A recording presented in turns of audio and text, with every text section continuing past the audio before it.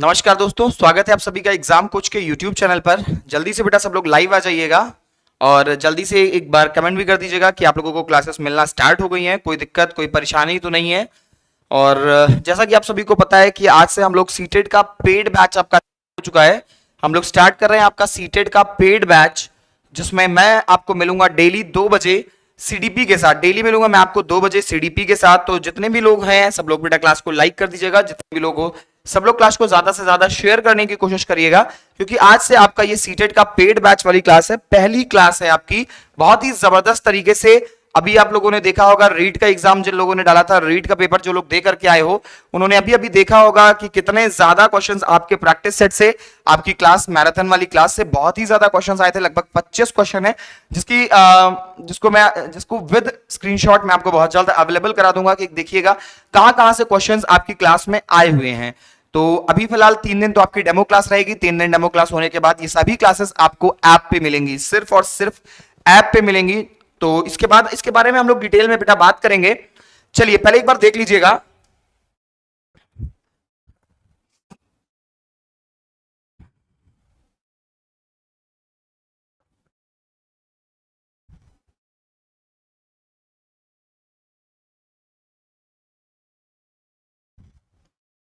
एक सेकेंड।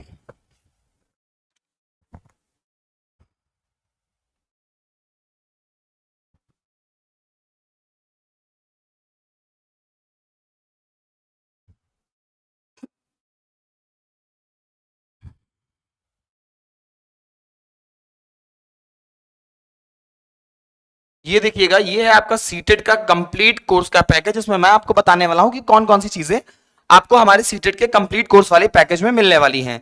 चलिए देखिएगा बेटा, सीटेड है, सीटेड का ये कंप्लीट कोर्स का पैकेज है। इस वाले कोर्स में आपको मिलेगा क्या, चलिए देख लेते हैं। ये है सीटेड का कंप्लीट कोर्स, जिसमें आपको सारी क्लासेस मिलेंगी ऐप पे, जो एग्जाम कोच का ऐप है उसी पे मिलेंगी। अभी सिर्फ 3 दिन तक आपका ये जो है ये आपका रहेगा डेमो क्लास।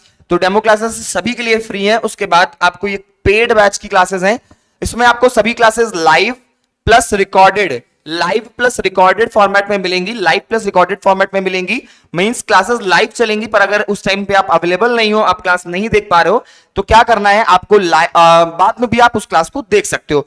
ये कोर्स कब तक वैलिड रहेगा, तो ये वाला कोर्स बेटा जब तक आपका रिजल्ट नहीं आ जाता, आपके रिजल्ट डे तक वैलिड रहेगा। मतलब आप एग्जाम में आराम से मैचअप कर सकते हो कि हाँ कौन कौन सी चीजें जो पढ़ाई गई थी वो आई हैं और कौन कौन सी चीजें जो पढ़ाई गई थी वो नहीं आई हैं। मींस ताकि आप चेक कर सको कि हाँ जो भी आपको पढ़ाया वो सटीक पढ़ाया था। अभी इस टोटल सीटेट वाले कोर्स की कीमत कितनी है, एमआरपी कितनी है, कितने रुपए में आपको मिल जाएगा, तो मात्र 999 रुपए में आपको सीटेट का ये कंप्लीट कोर्स मिलेगा, जिसमें आपको 6 सब्जेक्ट पढ़ाए जाएंगे। टोटल 6 सब्जेक्ट आपके रहेंगे, CDP, maths, EVS, English, Hindi, Sanskrit. तो टोटल आपके ये 6 सब्जेक्ट रहेंगे। क्लासेस कहां चलेंगी, तो क्लासेस चलेंगी एग्जाम कोच के एप्लीकेशन पे, फिलहाल अभी आज कल और परसों 3 दिन ये सारी क्लासेस आपको मिलेंगी। कहां पे, तो आपको मिलेंगी सब जगह, ऐप पे भी चल रही है, यूट्यूब पे भी चल रही है, मतलब सभी के लिए फ्री है, सिर्फ और सिर्फ 3 दिन, आज कल और परसों। उसके बाद ये वाली क्लासेस नहीं मिलेंगी आप लोगों को। उसके बाद ये पेड बैच हो जाएगा, जिन लोगों को सीटेट करना है सिर्फ उन्हीं को मिलेगा। ठीक है, चलिए अब इसके बाद बेटा बात कर लेते हैं हम लोग सीटेट के सिलेबस की। एक बार सीटेट के सिलेबस की बात कर लेते हैं। चलिए एक बार मैं आप लोगों के कमेंट्स भी देख लेता हूं। गुड़िया गुंद, गुड आफ्टरनून सर जी। गुड़िया गुड आफ्टरनून बेटा। 2 से 3 कर दिया सर, टाइम नहीं बेटा, टाइम नहीं चेंज हुआ है। चलिए बहुत बढ़िया। Arpita Singh hello, Neha Soni hello sir. बेटा टाइम बस आज के लिए थोड़ा सा चेंज हुआ था, बाकी आपका टाइम नहीं चेंज हुआ है, टाइम आपका वही रहेगा, टाइम नहीं चेंज हुआ है। ठीक है बेटा, चलिए अब बेटा बात कर लेते हैं हम लोग जो आपका सीटेट का सिलेबस है इसकी बात कर लेते हैं।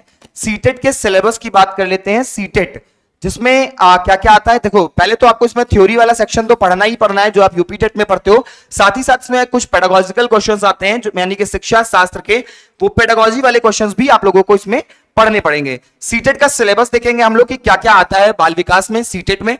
चलिए देखिएगा, आई होप कि आप सभी को ये अच्छे से दिख रहा होगा। चलिए दिख रहा है ना बेटा,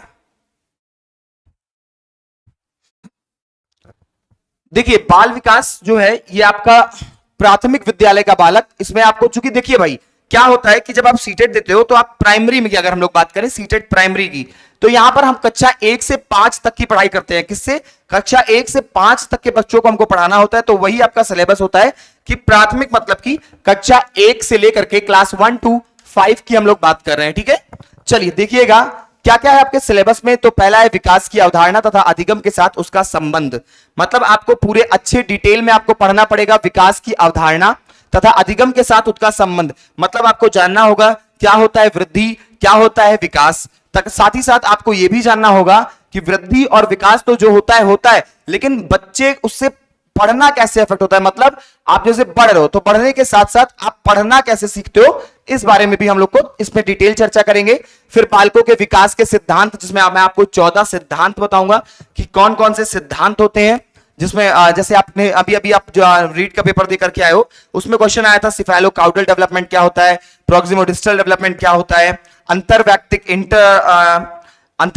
डेवलपमेंट क्या होता है, अंतरवैयक्तिक डेवलपमेंट क्या होता है, ये सभी चीजें मैं आपको बहुत अच्छे से बताऊंगा। निरंतरता का सिद्धांत, स्पाइरल डेवलपमेंट का सिद्धांत, ये सभी चीजें बेटा जब हम लोग चैप्टर पढ़ेंगे तब अच्छे से देखेंगे।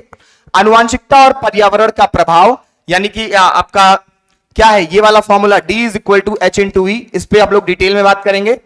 उसके बाद सामाजिकरण की बात करेंगे कि बच्चे का सामाजिकरण कैसे होता है। जीन पियाजे, कोहलबर्ग और वाइगोत्स्की, डिटेल में इन तीनों को सिद्धांत को पढ़ेंगे। कम से कम 5 नंबर आपके सीटेट में कवर करते हैं ये लोग, 5 नंबर कवर करते हैं आपके सीटेट में ये सिर्फ ये लोग। बाल केंद्रित और प्रगामी शिक्षा, यानी कि चाइल्ड सेंटर्ड एजुकेशन, की बच्चे को कैसे हम लोग महत्व देते हैं, बच्चे को कैसे महत्व दिया गया है आपके यहां पर बाल केंद्रित वाली शिक्षा में, कैसे एक बच्चे की इंपॉर्टेंस है, इस बारे में बात करेंगे। बाल केंद्रित शिक्षा की बात करेंगे। बौद्ध काल के निर्माण की विवेचित संदर्भ, बहुआयामी बौद्धिकता, यानी कि बुद्धि के कई ढेर सारे आयाम होते हैं, बुद्धि के कई ढेर सारे आयाम होते हैं, उन सभी आयामों के बारे में बात करेंगे। भाषा और चिंतन के बारे में बात करेंगे। लैंग्वेज और थॉट प्रोसेस, कि कैसे कैसे बच्चे में भाषा का विकास होता है, कैसे कैसे बच्चे में चिंतन बच्चा कैसे करता है, इसके बारे में डिटेल में चर्चा करेंगे। समाज निर्माण में लिंग भूमिकाएं, हर साल बेटा यहां से 1 नंबर का क्वेश्चन आता है हर साल, और ये वाला टॉपिक चाहो तो आप अभी से पढ़ सकते हो। उसका आंसर होता है रूढ़िबद्ध धारणाएं। लगभग 90% केसेस में आंसर आज तक यही रहा है, रूढ़िबद्ध धारणाएं।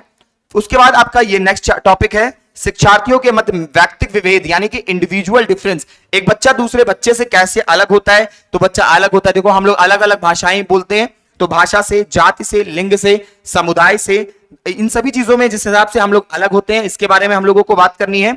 अधिगम के लिए मूल्यांकन और अधिगम का मूल्यांकन के बीच अंतर हम लोग 3 पढ़ेंगे। अधिगम का मूल्यांकन, अधिगम के लिए मूल्यांकन, और एक आपका होता है assessment of learning, assessment as learning and assessment for learning.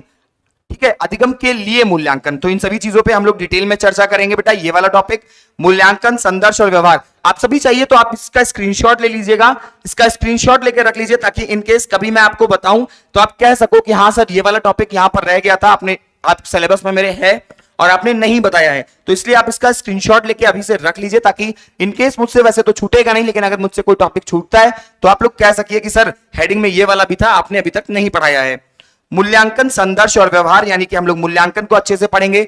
आपने सीसीई पढ़ रखा है, इसके अंदर कॉन्टिन्यूअस एंड कॉम्प्रिहेंसिव इवैल्यूएशन, सतत और व्यापक मूल्यांकन इसके अंडर में आएगा। ये आएगा स्कूल बेस्ड असेसमेंट, विद्यालय आधारित मूल्यांकन और योगात्मक मूल्यांकन, रचनात्मक मूल्यांकन, इन सभी चीजों के बारे में हम लोग यहीं पे चर्चा करने वाले हैं। शिक्षार्थियों के लिए तैयारी के स्तर के मूल्यांकन के लिए कक्षा में शिक्षण और विवेचित चिंतन के लिए तथा शिक्षार्थियों की उपलब्धि के लिए उपयुक्त प्रश्न तैयार करना, यानी कि बच्चों से हम लोग कैसे प्रश्न पूछें ताकि उनकी उपलब्धियों को हम लोग जान सकें, इन सभी चीजों के बारे में बेटा डिटेल में चर्चा करेंगे। ठीक है, चलो आगे देखते हैं। समावेशी शिक्षा एक पूरा का पूरा आपका टॉपिक रहेगा, समावेशी शिक्षा, जिसको हम लोग बहुत ही डिटेल में पढ़ेंगे। सभी प्रकार क्या होता है समावेशी शिक्षा, क्या कौन होता है विशिष्ट बालक, उन विशिष्ट बालकों के कितने प्रकार होते हैं, और फिर प्रत्येक प्रकार पर हम लोग डीप में चर्चा करेंगे। मतलब बहुत ही अच्छे से पढ़ने वाले हैं इन सभी चीजों को। ठीक है, उसके बाद ये आपका आता है गैर लाभप्रद, इन सभी चीजों को बेटा इसी में हम लोग कवर अप करेंगे। उसके बाद आता है आपका अधिगम और अध्यापन। टोटल देखिएगा पूरे पेपर 30 नंबर का होता है, और 30 में से 10 नंबर आपका कहां से आता है, 30 में से 10 नंबर आता है आपका अधिगम से। तो अधिगम वाले चैप्टर को हम लोग बहुत ही अच्छे से कवर अप करेंगे। अधिगम के कितने सिद्धांत होते हैं, अधिगम के अभी आपने देखा होगा कि अधिगम के सिद्धांत के साथ साथ अधिगम का जो हस्तांतरण होता है, यानी कि अधिगम का ट्रांसफर ऑफ लर्निंग, वहां से क्वेश्चन आया था।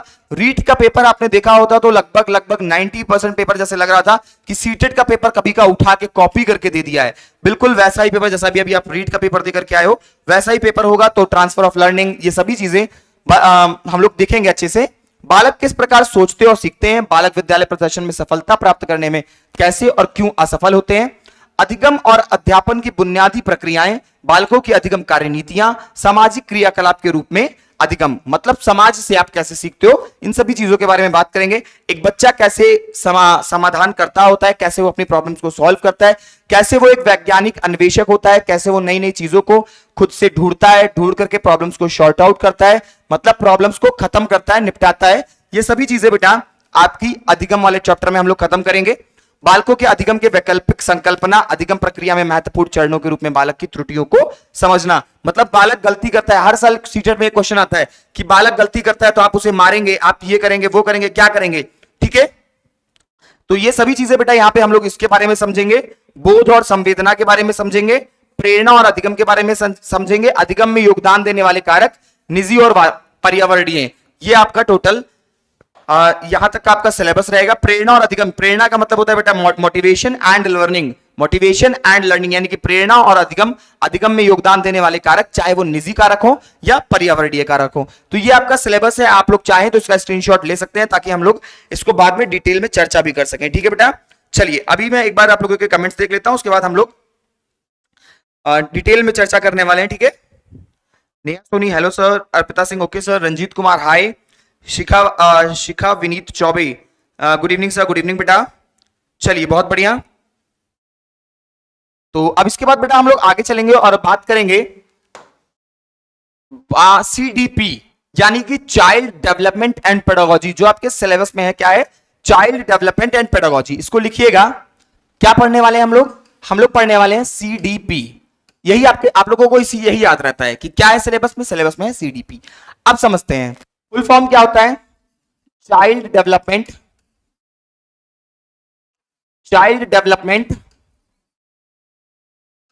एंड पेडागोजी, बाल विकास और शिक्षा शास्त्र, बाल विकास और शिक्षा शास्त्र, यानी कि आप यहां पे एक बालक का कैसे कैसे विकास होता है ये सभी चीजें सीखते हो, साथ में साथ क्या सीखते हो, पेडागोजी सीखते हो, शिक्षा शास्त्र सीखते हो यहां से, क्योंकि आपका जो पेपर है वो आधे आधे सेक्शंस में लगभग कवर अप रहता है, ठीक है। चलिए बहुत बढ़िया। तो चाइल्ड डेवलपमेंट एंड पेडागोजी, इसको हम लोग एक नाम और जानते हैं, इसका जो नाम है आपका साइकोलॉजी। सबसे पहले हम लोग क्या जानते हैं, साइकोलॉजी क्या होता है बेटा। साइकोलॉजी को आप लोग हिंदी में बोलते हो मनोविज्ञान। यहां से बेटा कोशिश करिएगा कि क्लास से ही आपको सभी चीजें लगभग याद होती चलें। क्लास से ही अगर याद होती चलेंगी तो बाद में आपको दिक्कत नहीं होगी। कोशिश करिएगा, मैं इतने आराम से आपको पढ़ाऊंगा कि आपको सभी चीजें लगभग याद होती चलेंगी, ठीक है। मनोविज्ञान, दरअसल बेटा पहले क्या हुआ कि पहले आपका मनोविज्ञान नाम का कोई विषय नहीं था, मनोविज्ञान कोई सब्जेक्ट था ही नहीं। तब क्या था, तब आपका एक सब्जेक्ट चला करता था फिलॉसफी। हम लोग क्या पढ़ते थे, हम लोग पढ़ते थे बेटा फिलॉसफी। अब उसी फिलॉसफी में अगर हम लोग बात करें तो बाद में फिलॉसफी का ही पार्टीशन हुआ और मनोविज्ञान एक सब्जेक्ट बन करके आया। क्या है मनोविज्ञान शब्द का सबसे पहला प्रयोग। सारे क्वेश्चंस बेटा देखिए इस क्लास में जो भी होगा एक एक वर्ड जो है आपका वो एग्जाम का क्वेश्चन होगा, ठीक है। चलो मनोविज्ञान जो शब्द है ये क्या है, मनोविज्ञान शब्द सबसे पहली बार प्रयोग किसने किया, पहला क्वेश्चन। तो मनोविज्ञान शब्द जो है वो सबसे पहली बार प्रयोग किया था एडोल्फ गोल्कोए ने। किसने प्रयोग किया, एडोल्फ गोल्कोए ने प्रयोग किया था। एडोल्फ गोल्कोए ने सबसे पहली बार मनोविज्ञान शब्द का प्रयोग किया या साइकोलॉजी शब्द का प्रयोग किया, ठीक है बेटा। मनोविज्ञान एडोल्फ गोल्कोए ने। अब आप यहां पे देख रहे हो साइकोलॉजी, अगर हम लोग इसको तोड़ें तो ये दो शब्द हैं। अगर हम लोग साइकोलॉजी शब्द को तोड़ते हैं तो ये दो शब्द, सबसे पहली बात तो ये है बेटा कि साइकोलॉजी किस भाषा का शब्द है, तो साइकोलॉजी आपका लैटिन भाषा का शब्द है। किस भाषा का शब्द है, लैटिन भाषा का शब्द है। और हम लोग इसके बाद बात करते हैं कि साइकोलॉजी का मतलब क्या होता है। तो साइकोलॉजी को बेटा हम लोग दो भागों में तोड़ सकते हैं। पहला साइकी प्लस लॉगस। लैटिन के दो वर्ड हैं जिसको हम लोग साइकोलॉजी को हम लोग दो भागों में तोड़ सकते हैं, साइकी प्लस लॉगस। साइकी का मतलब क्या होता है? साइकी का मतलब होता है आत्मा। लॉगस का मतलब क्या होता है? अध्ययन, यानी कि स्टडी। आप लोगों को पता होगा, आप लोगों ने पहले ही से पढ़ रखा होगा कि जहां पर भी लॉगी शब्द आता है, लॉजी शब्द आता है, उसका मतलब होता है साइकोलॉजी। क्या मतलब होता है? लॉगी का मतलब हमेशा अध्ययन होता है। तो यहां पे साइकी, साइकी का मतलब आत्मा, लॉगस का मतलब अध्ययन। साइकी का आत्मा, लॉगस का अध्ययन। ठीक है बेटा। तो कुल मिलाकर के अगर हम लोग साइकोलॉजी का अर्थ जानना चाहें तो क्या हो जाएगा? आत्मा का अध्ययन। जब हम आत्मा का अध्ययन जहां पे करते हैं उसको बोलते हैं साइकोलॉजी, आत्मा का अध्ययन। ठीक है। अब ये हो गया बेटा आपका एक परिचय। किससे? मनोविज्ञान से आपका एक परिचय हो गया। आपके यहां पे ये क्वेश्चन भी इंपॉर्टेंट है, मनोविज्ञान शब्द का सबसे पहली बार प्रयोग किसने किया? तो मनोविज्ञान शब्द का सबसे पहली बार प्रयोग किया था एडोल्फ गोल्कोई ने। सबसे पहली बार प्रयोग किसने किया? तो सबसे पहली बार प्रयोग किया एडोल्फ गोल्कोई ने। इस शब्द का क्या अर्थ होता है साइकोलॉजी का? तो साइकोलॉजी जो है आपका ये लैटिन भाषा का शब्द है। क्या अर्थ? लैटिन भाषा का शब्द है। क्या अर्थ होता है? तो इसका अर्थ होता है psyche plus logos. Psyche plus logos यानी कि आत्मा का अध्ययन। आत्मा, साइकी का मतलब लॉगस, साइकी का मतलब आत्मा, लॉगस का मतलब अध्ययन, आत्मा का अध्ययन। तो इस तरह से अगर आपसे कोई पूछ लेता है कि मनोविज्ञान क्या है, मनोविज्ञान क्या है, तो मनोविज्ञान आपका है आत्मा का अध्ययन। क्या है मनोविज्ञान? मनोविज्ञान है आत्मा का अध्ययन। ठीक है बेटा। चलो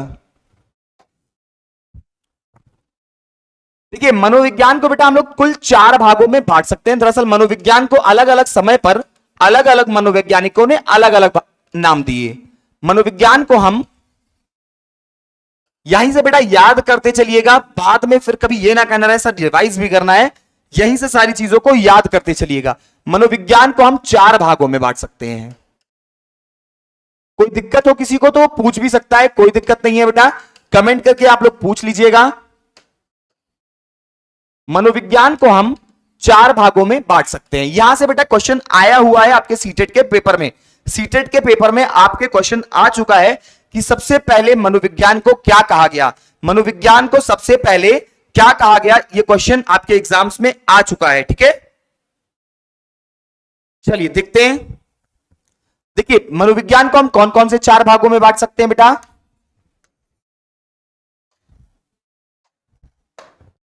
जो पहला पार्ट है मनोविज्ञान का, उसको हम लोग कहते हैं आत्मा का अध्ययन।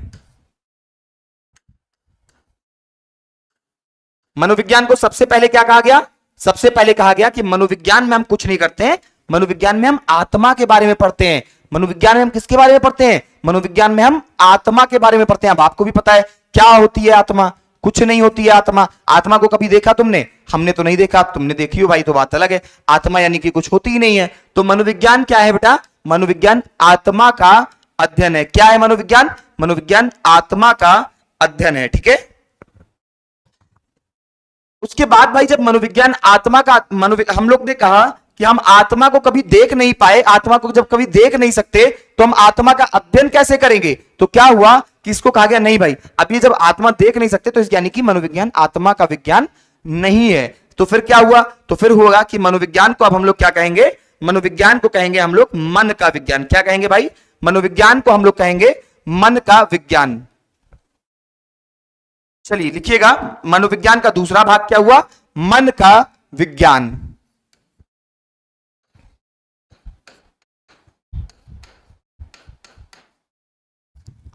फिर मन क्या होता है बेटा? मन तो चंचल होता है, मन इधर उधर चलता रहता है, मन तो भटकता रहता है।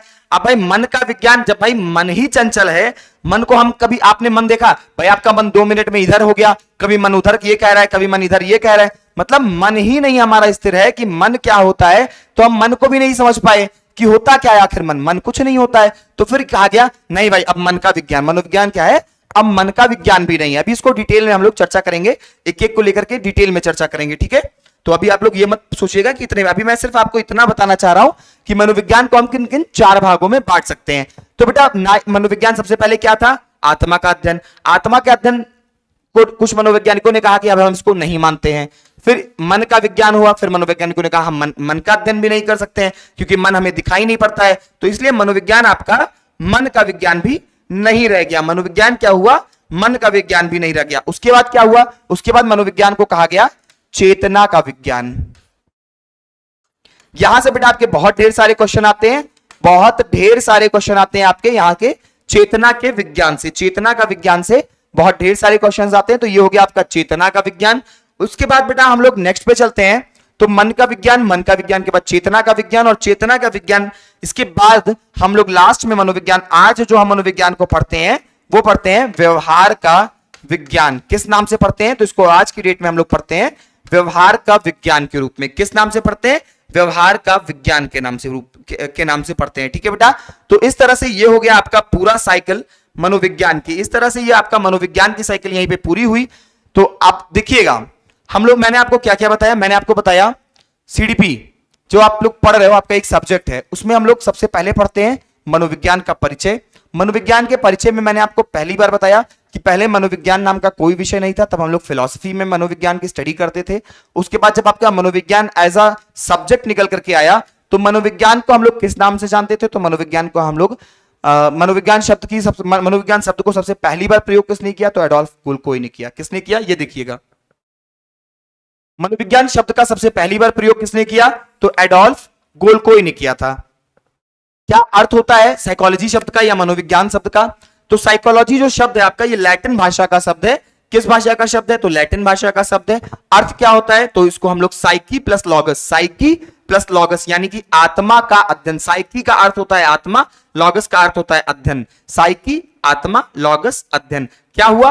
आत्मा का अध्ययन। क्या कहते हैं टोटल? अगर कोई पूछ ले कि साइकोलॉजी शब्द का अर्थ क्या होता है, तो आप कहोगे आत्मा का अध्ययन। क्या अर्थ होता है? आत्मा का अध्ययन।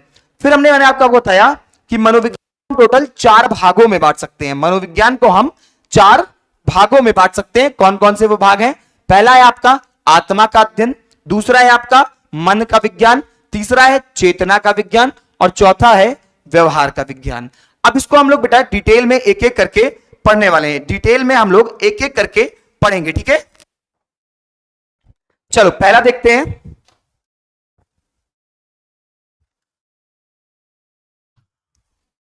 आत्मा का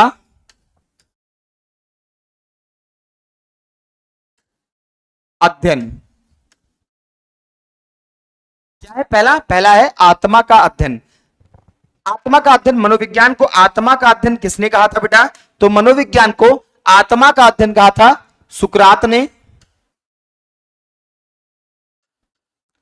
प्लेटो ने, अरस्तु ने। ये आपके 3 मनोवैज्ञानिक हैं। इन्हीं 3 मनोवैज्ञानिकों के नाम याद रखिएगा। कभी आपसे पेपर में पूछा जाएगा कि आत्मा का अध्ययन के मुख्य परावर्तक कौन है, आत्मा का अध्ययन के मुख्य परावर्तक कौन है, तो आपके ऑप्शंस में ये 3 नाम हमेशा रहेंगे। एक कोई और नाम डाल देगा, आपको उसी नाम को काटना होगा कि निम्न में से आत्मा का अध्ययन के परावर्तक कौन नहीं है, या फिर 3 कोई अन्य नाम डाल देगा और इन तीनों में से किसी एक का नाम डाल देगा और पूछेगा आत्मा का अध्ययन के परावर्तक कौन है। तो इन तीनों में से एक नाम आपको आराम से मिल जाएगा। अब बेटा बात ये उठती है कि इसको कब कहा गया, आत्मा का अध्ययन इसको कब कहा गया? तो आत्मा का अध्ययन बेटा इसको समय, हेडिंग बना लीजिएगा, समय, कब से कब तक? तो प्राचीन यूनान से लगभग 17वीं शताब्दी तक, प्राचीन यूनान से लगभग 17वीं शताब्दी तक इसको क्या कहा गया? प्राचीन यूनान से लगभग 17वीं शताब्दी तक इसको क्या कहा गया? इसको कहा गया आत्मा का अध्ययन। किसने कहा? तो सुकरात ने, प्लेटो ने और अरस्तु ने। किसने कहा? सुकरात ने कहा, प्लेटो ने कहा और अरस्तु ने कहा। ठीक है बेटा, चलिए बहुत बढ़िया। क्या मानना था इन लोगों का बेटा? इन लोगों का मानना था कि जो आत्मा होती है, हम लोग इसी का अध्ययन करेंगे क्योंकि आत्मा परमात्मा का अंश है। आत्मा परमात्मा का अंश है, भाई आपको पता है उस समय पे पूजा पाठ बहुत ज्यादा होती थी, हम लोग भगवान को ही सब कुछ मानते थे। उसी समय आपके जो सुकरात, प्लेटो, अरस्तु थे, ये लोग दार्शनिक थे, तो यानी कि भगवान में इनका दृढ़ विश्वास हुआ करता था, भगवान में इनका दृढ़ विश्वास हुआ करता था। इस वजह से इन लोगों ने पूरे मनोविज्ञान को क्या कह दिया कि आत्मा का विज्ञान है। और आत्मा क्या है? आत्मा को इन्होंने बता दिया कि ये परमात्मा का अंश है, मतलब पार्ट ऑफ भगवान हो गया। भाई आत्मा क्या है? आत्मा अगर परमात्मा का अंश है तो यानी कि आत्मा क्या हुई? भगवान का ही एक पार्ट हुई। तो कितनी इंपॉर्टेंट चीज बता दिया। लेकिन जब हमारे आगे के मनोवैज्ञानिक आए तो उन्होंने कहा कि हम जिस चीज को कभी देख नहीं सकते, जिस चीज को हमने कभी देखा ना हो, उस चीज को हम कैसे मान ले कि वो हम उसका अध्ययन करेंगे। भाई हमको, अगर हम लोग को मनोविज्ञान को आत्मा का विज्ञान कहलाना है तो यानी कि हम इसके ऊपर स्टडी करें, अध्ययन करें कि ये कैसे काम करती है, आत्मा कब आएगी, आत्मा कब जाएगी, आत्मा कैसे काम करेगी। अब भाई जिस चीज को देख ही नहीं पाओगे उस चीज को हम लोग कैसे अध्ययन करते? नहीं मान पाते। तो इसीलिए कुछ समय बाद अदर जो मनोवैज्ञानिक आ गए, जो आपके पैम्पानोजी महोदय उनमें से मुख्य थे, पैम्पानोजी साहब आए, उन्होंने कहा नहीं भाई, हम मनोविज्ञान को अब आत्मा का विज्ञान नहीं मान सकते, क्योंकि जिस चीज को हमने कभी देखा नहीं उसको हम कैसे मान लें? वो चीज हो ही नहीं सकती। तो उन्होंने कहा कि मनोविज्ञान अब आत्मा का विज्ञान या आत्मा का अध्ययन नहीं रहेगा, अब ये रहेगा मन का अध्ययन। क्या हो जाएगा? अब ये हो जाएगा मन का अध्ययन। तो दूसरी बार आपका मनोविज्ञान क्या बनता है? मन का विज्ञान। मन का विज्ञान। अच्छा, अब ये कब से कब तक चला आपका मन का विज्ञान? क्योंकि आपको पता है 4 पार्ट हुए हैं, तो वही लगभग 17वीं शताब्दी के आसपास इसकी शुरुआत होती है और 19वीं शताब्दी, 17वीं शताब्दी के आसपास इसकी शुरुआत होती है और 17वीं शताब्दी से शुरुआत होकर के 19वीं शताब्दी से के आसपास तक ये चलता है। 17 से 19वीं शताब्दी के आसपास तक ये चलता है। ठीक है, 17 से 19वीं शताब्दी के आसपास तक इसका समय रहा। किसने कहा इसको, किसने इसको मन का विज्ञान बनाया? अगर आपसे पूछता है एग्जाम में कि मनोविज्ञान को मन का विज्ञान किसने कहा, मनोविज्ञान को मन का विज्ञान किसने कहा, तो आप तुरंत कहोगे पैम्पानोजी। किसने कहा? पैम्पानोजी ने कहा। जनक कौन है? तो जनक है आपके पैम्पानोजी। पैम्पानोजी। परावर्तक किसने इसको फेमस किया, किसने इसको आगे बढ़ाया इस बात को कि मन का विज्ञान है? तो आपके इमैनुअल कैंट हैं।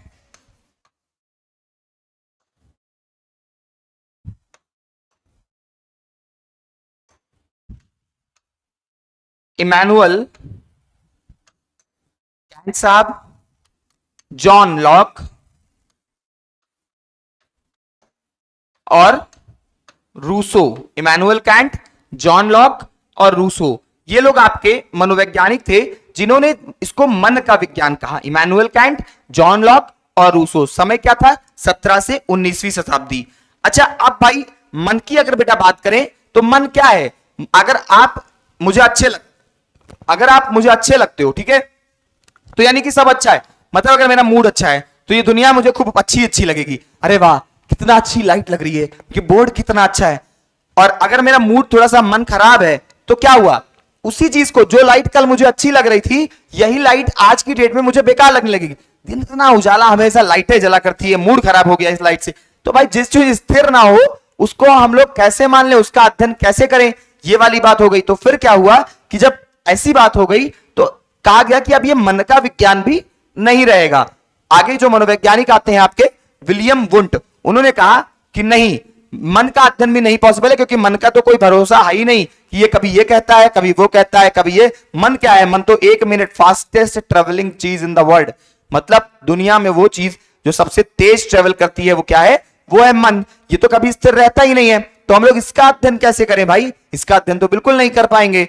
तो इसके बाद क्या होता है? आ जाता है आपका मन के विज्ञान के बाद में आता है आपका बेटा क्या? चलिए देखते हैं। आ जाता है आपका चेतना का विज्ञान। थर्ड क्या है आपका? चेतना का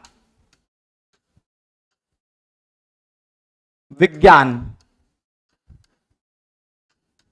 चेतना मतलब क्या भाई? जो आप होश आवास में रहते हो, इसी को बोलते हैं चेतना। Study of consciousness. Study of consciousness. कब से कब तक? तो 19वीं शताब्दी में बेटा यह शुरू हुआ और 20वीं शताब्दी के अंत तक आकर के ये खत्म हो गया। 19 से 20वीं शताब्दी, 19 से 20वीं शताब्दी के आसपास तक आपका ये क्या रहा, ये रहा आपका मन का विज्ञान। 19 से 20वीं शताब्दी। अच्छा, चेतना का विज्ञान का जनक कौन है, चेतना के विज्ञान का जनक कौन है, यह भी जानना बहुत जरूरी है। तो चेतना के विज्ञान का जनक आपके हैं विलियम वुंट। चेतना के विज्ञान का जनक कौन, किसने कहा कि मनोविज्ञान चेतना का विज्ञान है, किसने कहा कि मनोविज्ञान चेतना का विज्ञान है, तो आपका करेक्ट आंसर होगा कौन, William Wundt. William Wundt, William Wundt, WUNDT, William Wundt. William Wundt ने कहा कि चेतना क्या है आपका, चेतना है आपका, चेतना का विज्ञान किसने कहा इसको, विलियम वुंट ने कहा। अब अगर हम लोग वुंट के बारे में और बात करें तो क्या किया था वुंट ने, क्यों वुंट इतना फेमस हो गए थे, ये वाली बात भी जानना बहुत जरूरी है। तो वुंट आपके, इन्होंने, वुंट ने मनोविज्ञान की पहली प्रयोगशाला खोली थी, मनोविज्ञान की पहली प्रयोगशाला खोली। वुंट ने मनोविज्ञान की पहली प्रयोगशाला खोली। दूसरा क्या काम किया भाई इन्होंने, कहां पे खोली है, क्वेश्चन आता है बेटा आपके एग्जाम में कि मनोविज्ञान की पहली प्रयोगशाला किसने खोली, क्वेश्चन आता है आपके एग्जाम में कि मनोविज्ञान की पहली प्रयोगशाला किसने खोली, आपके तुरंत आंसर आना चाहिए विलियम वुंट ने खोली।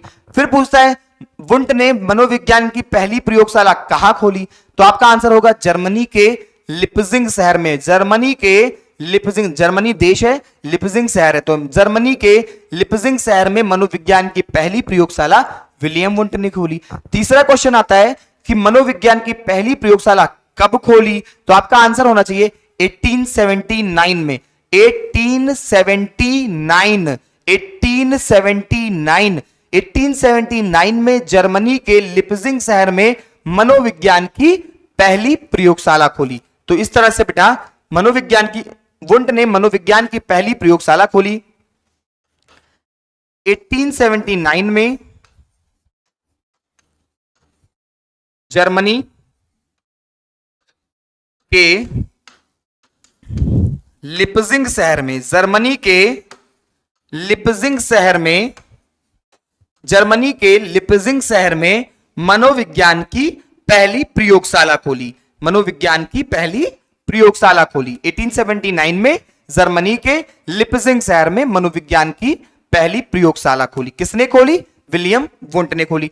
अब बेटा यहां देखिएगा प्रयोगशाला में क्या काम होता है, प्रयोगशाला में हम लोग क्या करते हैं, प्रयोग करते हैं, क्या करते हैं, एक्सपेरिमेंट ही तो करते थे भाई, प्रयोगशाला जाते थे, फिजिक्स लैब का टर्न है आज, फिजिक्स लैब चलते हैं, केमिस्ट्री लैब चलते हैं, तो क्या करते थे वहां जाकर प्रयोग करते थे, क्या करते थे, प्रयोग करते थे। अब भाई वहां पे जाकर के जब आप प्रयोग करते थे तो क्या हुआ यहां पे, इसका मतलब क्या हुआ कि जब आप वहां प्रयोग करते थे तो यानी कि इसको मनोविज्ञान, जब प्रयोगशाला खुल गई तो मनोविज्ञान क्या हो गया, एक प्रयोगात्मक विषय हो गया जिसमें प्रयोग होने लगे। तो यानी कि हम लोग कह सकते हैं कि मनोविज्ञान को प्रयोगात्मक मनोविज्ञान किसने बनाया, तो विलियम वुंट ने बनाया। तो दूसरा क्वेश्चन ये हो जाएगा बेटा आपका कि प्रयोगात्मक मनोविज्ञान का जनक कौन है, प्रयोगात्मक मनोविज्ञान का जनक कौन है, तो ये भी आपके विलियम वुंट महोदय हैं। अच्छा, अब भाई चेतना भी नहीं दिखाई देती थी, तो फिर देखिएगा, फिर वही दिक्कत जो ऊपर दो में आई कि चेतना भी नहीं दिखाई दे रही थी। अब जब चेतना नहीं दिखाई दे रही थी भैया, तो क्या हुआ, क्या कहा गया कि भाई हम चेतना को भी नहीं देख सकते, तो क्या करें, इसीलिए इन्होंने एक विधि बनाई कि जिसको बिना देखे आप लोग पढ़ते हो उसको बोलते हैं अंतःदर्शन विधि। तो इनको और एक एग्जाम में आपके क्वेश्चन आता है कि इन्हें क्या कहा गया, तो इन्हें कहा गया अंतःदर्शन विधि के जनक। क्या कहा गया बेटा, इनको कहा गया अंतःदर्शन विधि के जनक। चलिए देख लीजिएगा, ये सारे बेटा आपके एग्जाम में पूछे हुए क्वेश्चन है यहां से। अंतःदर्शन विधि के, अंतःदर्शन विधि के जनक कौन है आपके, विलियम वुंट महोदय, विलियम वुंट को और क्या कहा गया? अंतःदर्शन विद के जनक कहा गया। ठीक है, अब भाई देख लीजिएगा, इतनी सारी बातें मैंने आपको विलियम वुंट के बारे में बताई। सबसे पहली बात, मनोविज्ञान का तीसरा भाग कौन सा है? पहला क्वेश्चन, मनोविज्ञान का तीसरा भाग कौन सा है? तो तुरंत आपका आंसर आना चाहिए सर विलियम वुंट महोदय, सॉरी चेतना का विज्ञान। मनोविज्ञान का तीसरा भाग कौन सा है? तो चेतना का विज्ञान। कब से कब तक चला? 19 से 20वीं शताब्दी के अंत तक चला। 19वीं शताब्दी की शुरुआत से और 20वीं शताब्दी के अंत तक आपका मनोविज्ञान का था, चेतना का विज्ञान था, जिसको इंग्लिश में क्या कहते हैं? इंग्लिश में कहते हैं स्टडी ऑफ कॉन्शियसनेस। चेतना के विज्ञान किसने कहा? कौन इसका जनक है? तो विलियम वुंट है। वुंट ने क्या काम किया था? वुंट ने मनोविज्ञान की पहली प्रयोगशाला खोली थी 1879 में, जर्मनी के लिप्जिंग शहर में खोली थी। प्रयोगात्मक मनोविज्ञान के जनक भी थे ये। अंतःदर्शन विधि के भी जनक थे। क्या जनक? किसके जनक थे? अंतःदर्शन विधि के जनक थे। इसके बाद बेटा वुंट के अनुसार चेतना के 3 अंग हैं। वुंट के अनुसार चेतना के 3 अंग हैं। चलिए उसको देख लेते हैं। भाई वुंट ने किस पे काम किया था? वुंट ने चेतना पे ही काम किया था। वुंट ने चेतना पे काम किया था, तो इन्होंने चेतना के 3 अंग बताए। वुंट ने चेतना के 3 अंग माने हैं। वुंट ने चेतना के 3 अंग माने हैं। कौन कौन से भाई 3 अंग माने हैं? पहला है संवेदना या प्रत्यक्षीकरण, दूसरा है भाव और तीसरा है प्रतिमा। संवेदना या प्रत्यक्षीकरण मतलब सबसे पहले आप किसी चीज को देखते हैं। सबसे पहले आप बेटा किसी चीज को देखते हो तो उसको क्या बोलते हैं? उसको बोलते हैं हम लोग संवेदना। क्या करते हैं? संवेदना। दूसरा क्या है? दूसरा है बेटा आपका भाव और तीसरा क्या है आपका? प्रतिमा। संवेदना, प्रत्यक्षीकरण, भाव और प्रतिमा। संवेदना, प्रत्यक्षीकरण, भाव और प्रतिमा। इस तरह से आपकी कितनी चीजें हो गई? इस तरह से हो गई बेटा आपकी 3 चीजें। संवेदना, देखो सबसे पहले आप प्रत्यक्षीकरण करते हो, मतलब चेतना के अनुसार अगर आप होशो हवास में हो। चेतना मतलब क्या? चेतना मतलब होता है होश में रहना। तो आप सबसे पहले किसी चीज को देखते हो। सबसे पहले क्या करते हो? सबसे पहले बेटा आप किसी चीज को देखते हो। देखने के बाद आपके चेहरे पे भाव आता है कि हाँ ये अच्छा है, नहीं ये बुरा है, ये अच्छा है, ये बुरा है। तो इस तरह से हो गया आपका संवेदना या प्रत्यक्षीकरण। सबसे पहले आपने किसी को देखा, देखने के बाद आपके चेहरे पे एक भाव आया कि हाँ अच्छा है, नहीं अच्छा है। फिर उसके बाद प्रतिमा मतलब होता है बेटा स्ट्रक्चर बनाना। प्रतिमा मतलब क्या होता है? स्ट्रक्चर बनाना, मतलब कि आप किसी चीज की एक इमेज बना लेते हो, स्ट्रक्चर बना लेते हो। मतलब आप आगे से उस चीज को कभी देखोगे तो उसको जानने की कोशिश नहीं करोगे, आप तुरंत बता दोगे नहीं नहीं अच्छी है। जैसे आप लोग सबसे पहले मान लिया किसी को भिंडी पसंद है, किसी को भिंडी नहीं पसंद है। सबसे पहले आपने क्या किया? भिंडी देखा। उसके बाद भिंडी देखने के बाद आपने उसको चखा या देख के कैसे भी आपके मन में एक भाव आ गया कि नहीं भिंडी नहीं अच्छी होती है यार, भिंडी नहीं अच्छी होती है। फिर क्या हुआ? देखो किसी को भिंडी पसंद है तो नाराज नहीं होगा, ठीक है। तो फिर आपके मन में भाव आ गया कि भिंडी अच्छी है, ठीक है। अब आपने दिमाग में एक स्ट्रक्चर बना लिया, एक प्रतिमा बना ली कि भिंडी कभी भी देखेंगे तो भिंडी अच्छी होती है, भिंडी अच्छी नहीं होती है। तो आगे से कभी आपको उसको चखने की, उसको देखने की जरूरत नहीं है। भिंडी का नाम नहीं अच्छी है, मतलब क्या हुआ? एक स्ट्रक्चर बन गया। क्या बन गया? एक संरचना बन गई। तो जब ये संरचना बन गई तो इसलिए हम लोग इसको और क्या कहते हैं?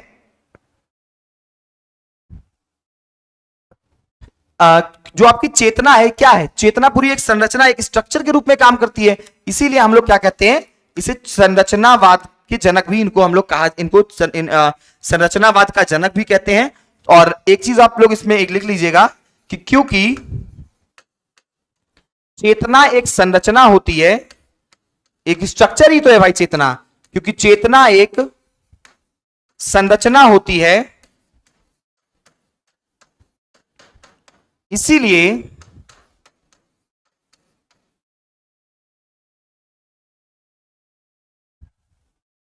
क्योंकि चेतना एक संरचना होती है इसीलिए इसे संरचनावाद का सिद्धांत भी कहते हैं। इसे संरचनावाद का सिद्धांत भी, इसीलिए इसे संरचनावाद का सिद्धांत भी कहते हैं। अब बेटा ये हो गई आपकी इतनी सारी बात विलियम वुंट के बारे में। विलियम वुंट कौन थे? तो विलियम वुंट आपके चेतना के विज्ञान के जनक थे, चेतना के विज्ञान के जनक थे। बाद में इसी में बेटा आपके आ जाते हैं कौन? William James. किसमें? जो आप चेतना का विज्ञान पढ़ रहे हो, उन्होंने भी चेतना पर ही काम किया, उन्होंने भी चेतना पर ही काम किया, पर थोड़ा सा अंतर कर दिया। क्या अंतर कर दिया? उन्होंने कहा चेतना भी तो नहीं दिखाई देती है, हम चेतना को कैसे माने? चेतना हमको कहां दिखती है भाई? चेतना तो हमको दिखती नहीं है। तो उन्होंने कहा हम चेतना पर काम नहीं कर सकते, हम चेतना की स्टडी नहीं कर सकते, लेकिन चेतन अवस्था में हम रहते हैं, मतलब हम अगर होशो आवास में हैं तो हम जो काम कर रहे हैं, हम चेतनी, अब जो हमारे चेतना की अवस्था है, ये जो काम कर रहे हैं हम, ये दिखता है, तो हम लोग चेतना के कार्यों का अध्ययन करते हैं, चेतना का अध्ययन नहीं करते हैं। ठीक है, तो इसी में कौन आता है? बाद में आपके आते हैं कौन? बाद में आपके आते हैं प्रकार्यवाद के जनक विलियम जेम्स। बाद में विलियम जेम्स ने कहा हम चेतना, हमें चेतना दिखाई नहीं देती, हमें चेतना दिखाई नहीं देती, इसलिए विलियम जेम्स ने कहा हमें चेतना दिखाई नहीं देती, इसलिए हम चेतना के कार्यों का अध्ययन करेंगे, चेतना के कार्यों का अध्ययन करेंगे, चेतना के कार्यों का अध्ययन करेंगे। चेतना का अध्ययन अब नहीं करेंगे, किसका अध्ययन करेंगे? चेतना के कार्यों का अध्ययन करेंगे। अब भाई चेतना के कार्यों का, अभी तक जो आपके विलियम वुंट साहब थे, उन्होंने क्या कहा था कि हम चेतना का अध्ययन करेंगे, अभी इन्होंने क्या कह दिया? नहीं भाई, चेतना का नहीं, चेतना के कार्यों का अध्ययन करेंगे। तो अब चेतना के कार्यों का अध्ययन होने लगा, किसने कहा? विलियम जेम्स ने। अब विलियम जेम्स के बारे में कुछ बातें जानते हैं। इन्होंने मनोविज्ञान की दूसरी प्रयोगशाला खोली थी। ठीक है, तो इनका पहला काम क्या है बेटा? इनका पहला काम है कि इन्होंने कैम्ब्रिज में मनोविज्ञान की दूसरी प्रयोगशाला खोली थी। कैम्ब्रिज में मनोविज्ञान की, कैम्ब्रिज में मनोविज्ञान की दूसरी प्रयोगशाला खोली। पहली बात। दूसरी बात क्या है? इन्होंने एक किताब लिखी थी बेटा, द प्रिंसिपल ऑफ साइकोलॉजी। ये किताब इतनी ज्यादा फेमस हुई कि इन्हें हम लोग आधुनिक मनोविज्ञान का जनक कहते हैं। क्या कहते हैं? आधुनिक मनोविज्ञान का जनक कहते हैं। अब इस वाली बात को बहुत अच्छे से रट लीजिएगा। आपके एग्जाम में, सीटेट के एग्जाम में ये वाला क्वेश्चन पूछा गया है कि आधुनिक मनोविज्ञान का जनक किसे कहते हैं, और साथ साथ ये भी पूछा गया है कि द प्रिंसिपल ऑफ साइकोलॉजी जो बुक है, ये किसकी किताब है? ये किताब, इस किताब की वजह से बेटा इनको कहा गया था, ये किताब मनोविज्ञान के बारे में इतना अच्छा एक्सप्लेनेशन था इसमें कि इसीलिए इन्हें आधुनिक मनोविज्ञान का जनक कहा जाने लगा। तो द प्रिंसिपल ऑफ साइकोलॉजी, इनकी किताब का नाम था द प्रिंसिपल ऑफ साइकोलॉजी, और इसी किताब की लोकप्रियता ने इन्हें मनोविज्ञान का जनक बना दिया।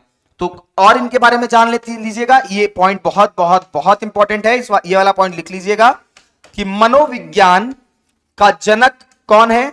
तो मनोविज्ञान का जनक विलियम जेम्स को कहा जाने लगा, इस किताब की लोकप्रियता के कारण। इस किताब की लोकप्रियता के कारण,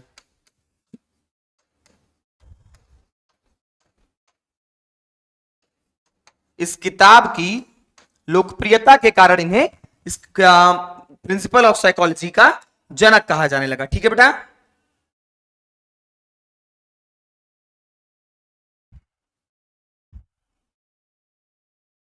चलिए बहुत बढ़िया।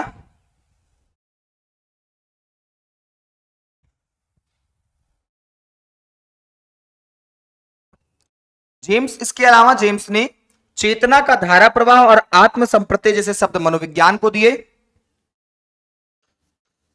यह भी बेटा एग्जाम में पूछा गया है कि चेतना का धारा प्रवाह और आत्म संप्रत्यय शब्द किसने दिए? तो ये आपके विलियम जेम्स ने दिए। और आत्म संप्रत्यय शब्द दिए। चेतना का धारा प्रवाह और आत्म संप्रत्यय शब्द दिए। तो इतनी सारी बातें बेटा हो गई आपके विलियम जेम्स के बारे में। किसके बारे में? विलियम जेम्स के बारे में ये सारी बातें आपकी हो गई। ठीक है, समझिएगा। बाद में विलियम जेम्स ने कहा कि हमें चेतना दिखाई नहीं देती, इसलिए हम चेतना के कार्यों का अध्ययन करेंगे। और इन्होंने क्या काम किया था? तो इन्होंने कैम्ब्रिज में मनोविज्ञान की दूसरी प्रयोगशाला खोली थी। इनकी किताब का नाम क्या था? इनका किताब का नाम था द प्रिंसिपल ऑफ साइकोलॉजी। इनकी किताब जो है, इस किताब की लोकप्रियता ने इन्हें मनोविज्ञान का जनक बना दिया था। इस किताब की लोकप्रियता ने इन्हें मनोविज्ञान का जनक बना दिया। और उसके बाद बेटा हम लोग देखें तो इन्होंने चेतना का धारा प्रवाह और आत्म संप्रत्यय जैसे शब्द मनोविज्ञान को दिए। चलिए, बहुत बढ़िया। अब बेटा इसका लास्ट जो आता है, चौथा पार्ट जो है व्यवहार का विज्ञान, उसके बारे में हम लोग बात करेंगे। व्यवहार का विज्ञान। बेटा यहां से सीटेट सबसे ज्यादा क्वेश्चन पूछता है। सीटेट जो है आपका, वो सबसे ज्यादा क्वेश्चन इसी वाले पार्ट से पूछता है। ठीक है, आप ये भी समझेंगे क्या क्वेश्चन पूछता है। देखो भाई, आज की डेट में मनोविज्ञान क्या है? आज हम मनोविज्ञान को किस बिहाफ पे पढ़ते हैं? तो व्यवहार के बिहाफ पे पढ़ते हैं। तो सारे क्वेश्चन कहां से बनेंगे? यहीं से बनेंगे। मनोविज्ञान आज की डेट में क्या है पूछता है, पहला क्वेश्चन। तो आज की डेट में मनोविज्ञान व्यवहार का विज्ञान है, पहली बात। दूसरी बात, सारे क्वेश्चन जो भी फ्रेम करेगा ये, वो कहां से फ्रेम करेगा? वो फ्रेम करता है बेटा आपके व्यवहार के विज्ञान से। कहां से फ्रेम करता है? व्यवहार के विज्ञान से बनाता है। ठीक है, अच्छा। अब बेटा सबसे पहली बात आती है कि अगर व्यवहार का विज्ञान है मनोविज्ञान, तो ये कब से स्टार्ट हुआ? किसने बनाया इसको व्यवहार का विज्ञान? तो सबसे पहले इस वाली बात को देखते हैं। 1913 में अमेरिका के हॉपकिंस यूनिवर्सिटी के प्रोफेसर जेबी वॉटसन ने व्यवहारवाद की नींव रखी। 1913 में अमेरिका के हॉपकिंस यूनिवर्सिटी के प्रोफेसर जेबी वॉटसन ने व्यवहारवाद की नींव रखी, पहली बात।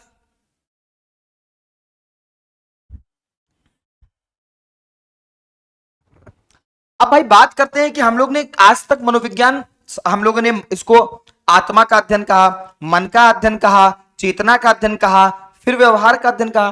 तो हम व्यवहार का अध्ययन आज भी मान रहे हैं, बाकी सबको हम नेग्लेक्ट करते गए, कहते गए कि दिखाई नहीं देता, दिखाई नहीं देता, आत्मा दिखाई नहीं देती, मन दिखाई नहीं देता, चेतना दिखाई नहीं देती। तो भाई व्यवहार कहां दिखाई देता है? एक बात बताओ कि व्यवहार क्या आपका वातावरण में दिखाई नहीं देता है? भाई आप मुझसे प्यार से बात करो, मैं आपसे प्यार से बात कर रहा हूं, दिख रहा है। आप मुझसे बदतमीजी से बात करो, हैं पता नहीं कैसे व्यक्ति हैं, पता नहीं कहां चले आए हैं ऐसे लोग। क्या हुआ? आप पोलाइट हो, आप हम्बल हो, या फिर आप बहुत बदतमीज टाइप के, जिसको बात करने की तमीज ना हो, तुरंत एक नजर में आदमी आपको देखता है और तुरंत बता देता है बहुत बदतमीज व्यक्ति हैं यार, इनसे तो बात करने का मन नहीं करता है। तो क्या होता है, हमारा व्यवहार जो है बेटा, वो बाहरी वातावरण में देखा जा सकता है। लोग हमको बात करते हुए देखते हैं, हमको चलते उठते बैठते देखते हैं और अनुमान लगा लेते हैं कि हमारा व्यवहार कैसा होगा, हमारा व्यवहार कैसा होगा। तो इसीलिए आज तक मनोविज्ञान, चूंकि व्यवहार जो है हमारा, ये बाहरी वातावरण में दिखता है, हम लोग व्यवहार को देख सकते हैं, इसीलिए आज तक हम लोग व्यवहार को क्या पढ़ते हैं, इसीलिए हम लोग आज तक व्यवहार को, मनोविज्ञान को व्यवहार का विज्ञान मान करके आज तक हम लोग बेटा पढ़ रहे हैं। ठीक है,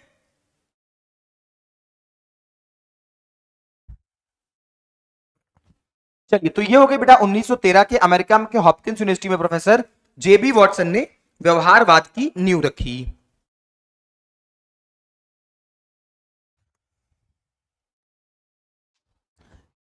इन्होंने बाहरी व्यवहार को अध्ययन का केंद्र माना मतलब भाई बाहरी व्यवहार मतलब कि अंदर से आप कुछ भी हो भाई, हम नहीं जान रहे हैं, लेकिन आप बाहर मेरे साथ अच्छा कर रहे हो तो मेरे लिए वही मेरा अध्ययन का केंद्र होगा, क्योंकि बाहरी व्यवहार को ही तो हम वातावरण में देख सकते हैं। इन्होंने बाहरी व्यवहार को अध्ययन का केंद्र माना।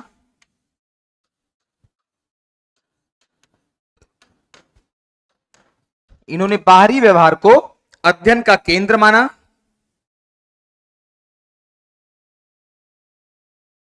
जेबी वॉटसन साहब की एक परिभाषा है जो आपके एग्जाम्स में बहुत ज्यादा पूछी जाती है, कि इन्होंने कहा था मनोविज्ञान जो है आपका ये व्यवहार का विशुद्ध विज्ञान है। क्या है? मनोविज्ञान व्यवहार का विशुद्ध विज्ञान है। मनोविज्ञान व्यवहार का विशुद्ध विज्ञान है, यह परिभाषा दी थी आपके जेबी वॉटसन साहब ने। एक किताब लिखी है बेटा इन्होंने जो कि बहुत ही ज्यादा इंपॉर्टेंट है। एक किताब का नाम याद रखिएगा, एग्जाम में पूछ सकता है आपसे कि बिहेवियरिज्म नामक किताब किसने लिखी है। बहुत ही ज्यादा ये वाली किताब पूछी जाती है। तो बिहेवियरिज्म नामक जो आपकी किताब है उसको किसने लिखा है? तो इसको भी लिखा है आपके जेबी वॉटसन साहब ने। किसने लिखा है? जेबी वॉटसन लिखा है बिहेवियरिज्म। इसी किताब में व्यवहार के विज्ञान के बारे में इन्होंने सब कुछ लिख दिया था। तो वॉटसन ने बिहेवियरिज्म नामक एक पुस्तक लिखी है। और आज जो मनोविज्ञान व्यवहार का विज्ञान है इसका श्रेय किसको जाता है? इसका श्रेय जाता है जेबी वॉटसन को। किसको जाता है? जेबी वॉटसन को जाता है। चलिए, तो ये बेटा आज की क्लास में इतना ही रहेगा। मैं एक बार सारी चीजें जो आज की क्लास में हम लोगों ने पढ़ा है उसको दोबारा से हम लोग समझ लेते हैं।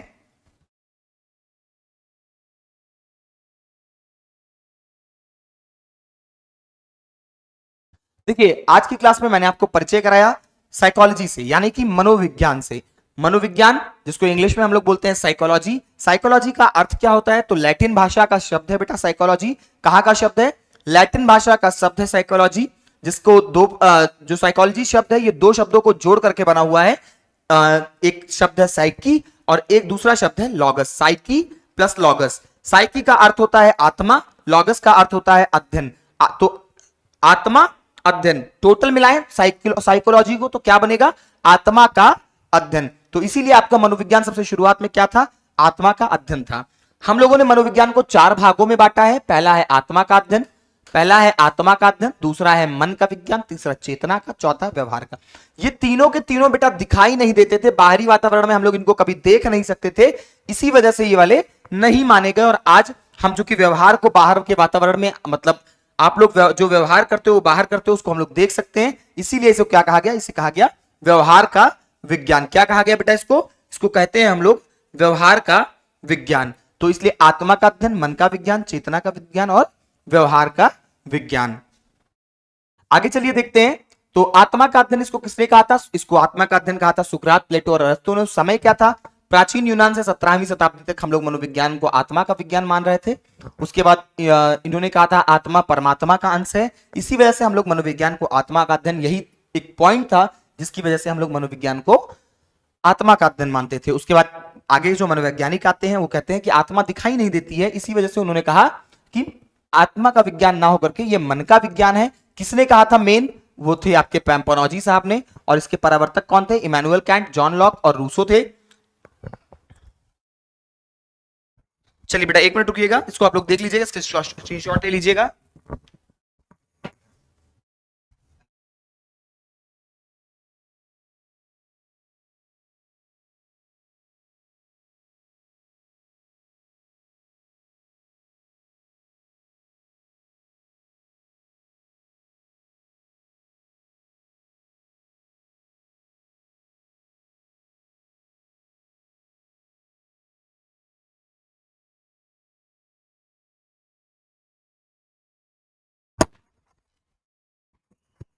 चलिए भाई देख लेते हैं।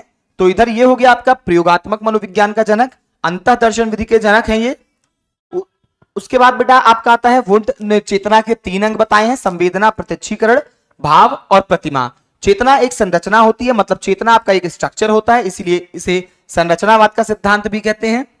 उसके बाद विलियम जेम्स के बारे में हम लोगों ने बात की, जो आपके चेतना के विज्ञान के अंदर में आए, मतलब इन्होंने चेतना के विज्ञान पे ही काम किया। इन्होंने कहा चेतना का अध्ययन नहीं करते हम लोग चेतना के कार्यों का अध्ययन करते हैं, यानी कि चेतना के कामों का अध्ययन करते हैं। किसका अध्ययन करते हैं? चेतना के कामों का अध्ययन करते हैं। इन्होंने क्या काम किया था, इन्होंने कैम्ब्रिज में दूसरी प्रयोगशाला खोली थी, एक किताब लिखी थी जिसका नाम है द प्रिंसिपल ऑफ साइकोलॉजी।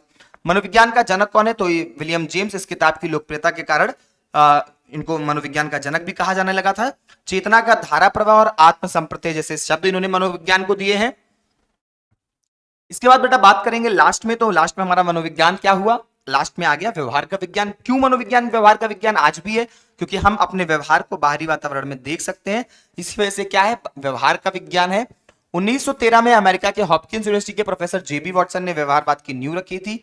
इन्होंने बाहरी व्यवहार के अध्ययन को केंद्र माना। मनोविज्ञान व्यवहार का विशुद्ध विज्ञान है। बुक कौन सी थी, बिहेवियरिज्म नामक की एक किताब इन्होंने लिखी थी। तो इस तरह से बेटा इतना हो गया आपका टोटल एक परिचय। कल की क्लास में हम लोग इसी से आगे बढ़ेंगे। आई होप कि आज की क्लास आप सभी को पसंद आई होगी, सारी चीजें क्लियर भी हुई होंगी। एक बात और, जो चीजें बेटा आपको ना समझ में आए, जो चीजें आपको नहीं समझ में आए, उसको जरूर से जरूर कमेंट करके आप लोग पूछ सकते हो।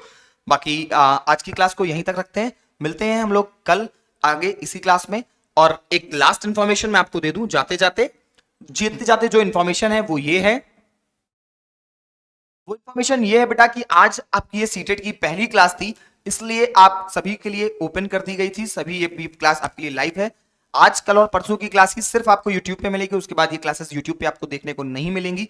जिन्होंने पेड बैच ले रखा होगा ये वाली क्लासेस उन्हीं को मिलेंगी।